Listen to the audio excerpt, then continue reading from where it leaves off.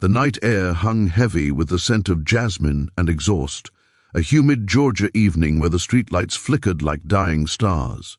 In a quiet cul-de-sac in Stone Mountain, a black SUV idled outside a modest brick ranch house, its engine humming like a predator waiting to pounce.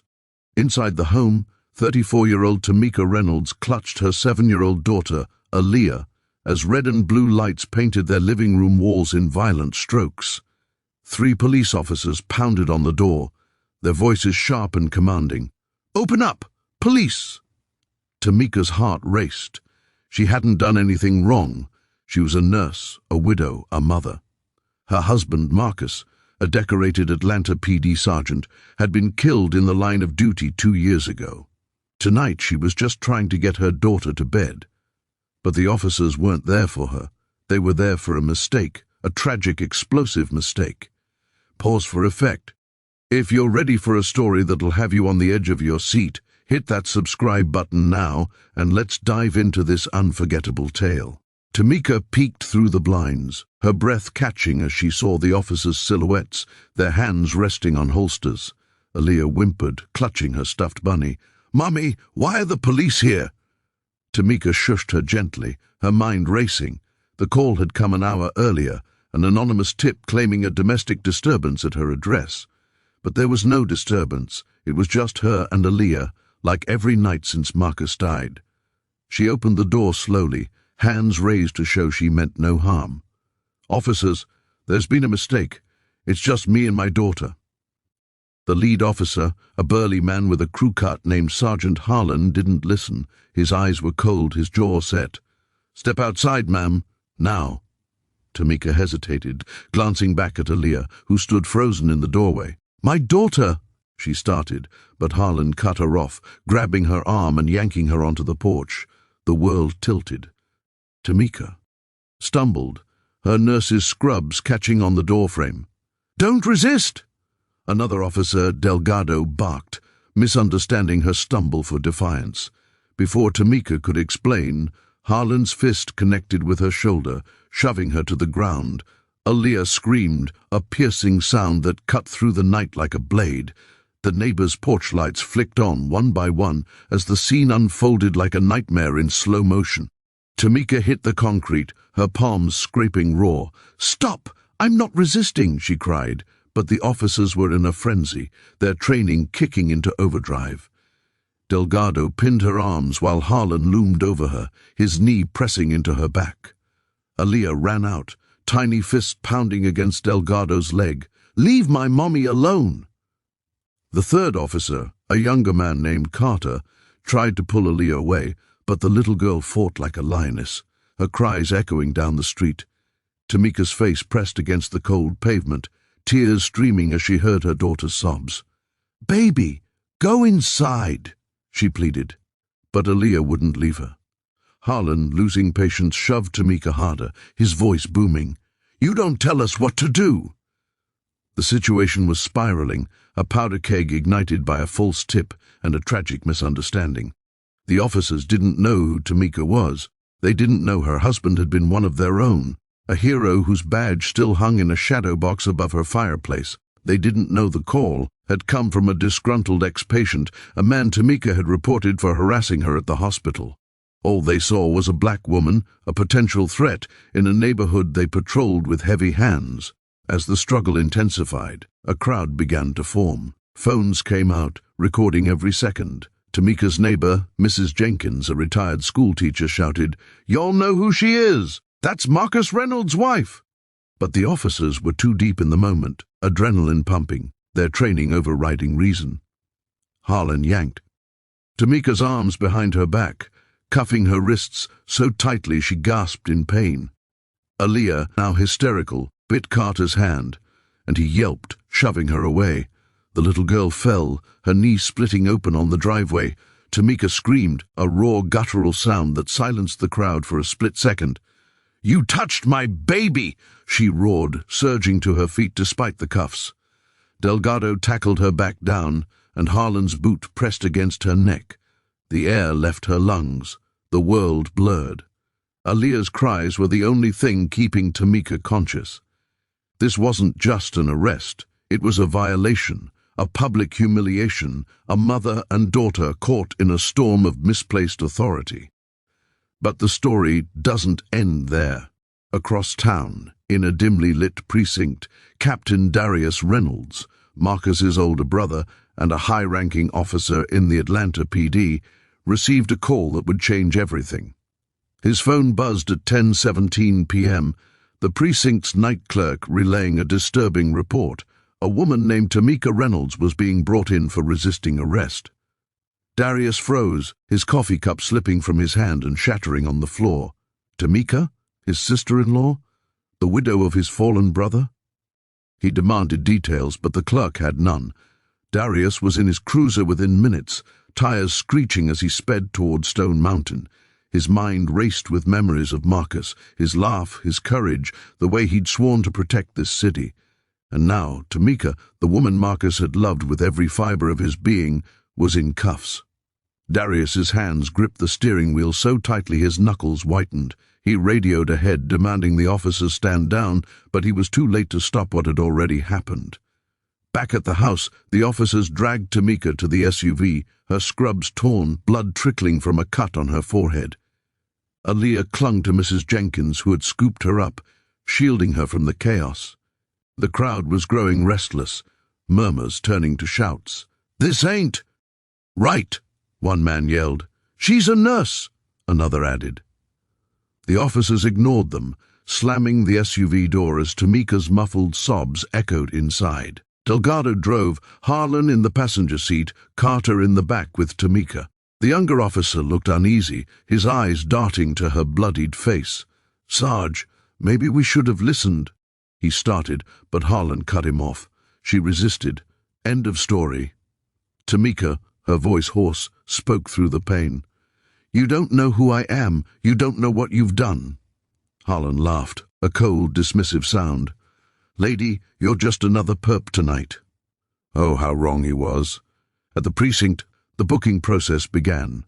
Tamika stood in the harsh fluorescent light, her wrists bruised, her dignity stripped away. The desk sergeant, a woman named Lopez, recognized her immediately. "Tamika? Marcus Reynolds, Tamika?" she whispered, her eyes wide. Tamika nodded, tears falling. Lopez's face hardened as she pieced it together. She'd worked with Marcus, attended his funeral, seen Tamika hold Aaliyah as they lowered his casket. She grabbed the phone, dialing Captain Reynolds. "Darius, get here now, it's bad." Meanwhile, the officers filed their report, painting Tamika as combative, dangerous, a threat to public safety. But the truth was seeping out. Mrs. Jenkins had live-streamed the incident, and the video was already spreading across X, racking up thousands of views. Hashtags like #JusticeForTamika and #PoliceBrutality began trending locally. The city was waking up to the injustice unfolding in Stone Mountain. Darius arrived like a storm, his captain's badge gleaming under the precinct lights. He stormed into the booking area, his presence commanding silence. "Where is she?" he barked. Lopez pointed to the holding cell, where Tamika sat, head bowed, blood drying on her face. Darius's heart broke. He turned to Harlan, who was smirking by the desk. "You put hands on Marcus Reynolds' widow?" Darius's voice was low, dangerous. Harlan's smirk faltered. "We had a call," he started, but Darius cut him off. "A call. You beat a grieving mother in front of her child because of a call." The precinct went still. Delgado and Carter exchanged nervous glances. They hadn't known. None of them had. Darius demanded the body cam footage, the dispatch logs, the tipster's name. He was a man on a mission, and no one would stand in his way. The footage was damning. Harlan's aggression, Delgado's unnecessary force, Carter's failure to de-escalate. It was all there, clear as day. The anonymous tip traced back to a burner phone. Likely the ex-patient Tamika had reported. Darius pieced it together, a vendetta, a false report, and a tragic overreaction. He suspended Harlan, Delgado, and Carter on the spot, pending a full investigation. But suspension wasn't enough for Tamika. She wanted justice. She wanted her daughter to feel safe again. Aaliyah, now with Mrs. Jenkins, had a bandaged knee and nightmares that would last a lifetime. Tamika, released without charges, stood outside the precinct at dawn, Darius by her side. "I'm going to make this right," he promised. Tamika looked at him, her eyes fierce despite the bruises. "No, Darius, I'm going to make this right." What followed was a masterclass in empowerment. Tamika, with Darius's resources and her own unbreakable spirit, built a case that shook the Atlanta PD to its core. She hired a civil rights attorney, a pit bull named Vanessa Cole, who'd taken down corrupt systems before. The live-streamed video went viral, amassing millions of views. National news picked it up, and protests erupted outside the precinct. Tamika spoke at rallies, her voice steady but laced with pain. "I'm not just a black woman, I'm not just a widow, I'm a mother, a nurse, a human being. And no one gets to treat me or my daughter like this." Aaliyah, clutching her mother's hand, became a symbol of resilience, her tiny face on protest signs across the city. The twists kept coming.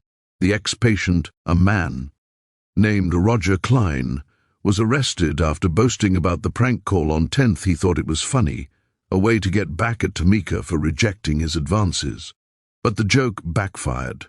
His arrest exposed a pattern of harassment, and Tamika's restraining order against him was expedited. Meanwhile, Internal Affairs uncovered something deeper. Harlan had a history of excessive force complaints, all swept under the rug. Delgado and Carter, though less culpable, had failed to intervene. The department faced a reckoning. The mayor called for transparency, and the police chief, under pressure, promised reform. But the real climax came in the courtroom. Tamika sued the city, the department, and the officers personally. The trial was a media circus, every moment televised. Vanessa Cole played the body cam footage on a loop, letting the jury see Harlan's boot on Tamika's neck, Aaliyah's screams, the blood on the driveway. Darius testified, his voice breaking as he spoke of Marcus's legacy and Tamika's strength.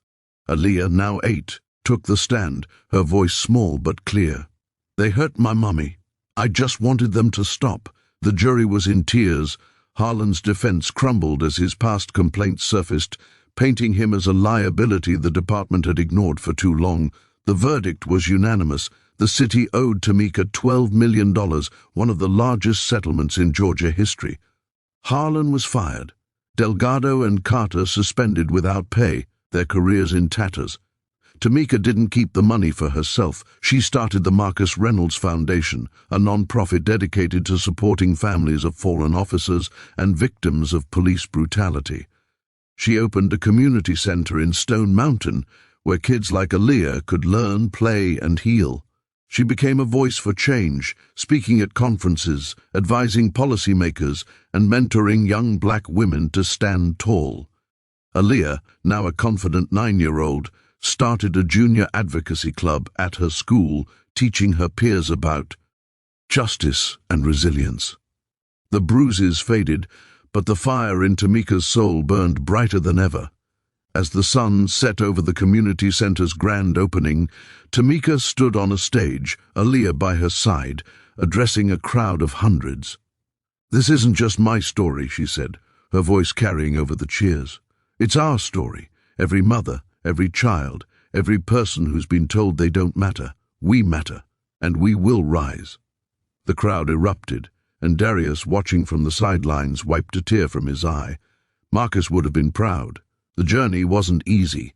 There were sleepless nights, threats from Harlan's supporters, and moments when Tamika doubted herself. But she never gave up. She turned pain into power, grief into action, and injustice into legacy. The officers who wronged her faced consequences, but Tamika's victory was bigger than their downfall. It was about a mother's love, a daughter's courage, and a community's refusal to stay silent. And now, I want to hear from you. From which part of the country are you watching this video? Drop your city or state in the comments below, and let's keep this conversation going.